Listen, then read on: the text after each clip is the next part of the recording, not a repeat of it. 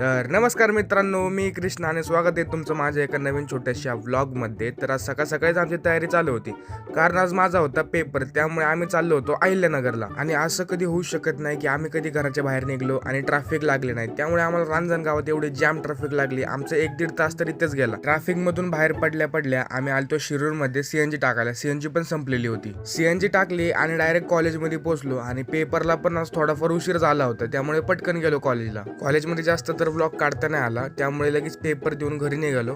कारण आज पप्पांचा बर्थडे होता आणि आम्हाला सेलिब्रेट करायला जायचं होतं. आणि सुप्यात आल्यावर बघतोय तर इथं उसाचा ट्रक तर डायरेक्ट पलटी झाला होता, त्यामुळे आम्हाला घरी जायला अजूनच उशीर झाला होता. कोरेगावमध्ये आल्यानंतर मी केक आणि पत्रवड्या घेतल्या, कारण पप्पांच्या बर्थडे निमित्त मम्मीने सर्वांसाठी जेवण बनवलं होतं. त्यानंतर सगळं साहित्य वगैरे आणल्यानंतर माझ्या मित्रांना पण बोललो होतो. शेजारी पाजारी सगळेजण आले होते. मग काय पटकन केक कापून घेतला आणि बर्थडे झाल्या झाल्या सगळेजण जेवायला पळाली. पण आम्ही पहिल्याच पंक्तीत बसलो. आणि आजचा ब्लॉग तुम्हाला थोडा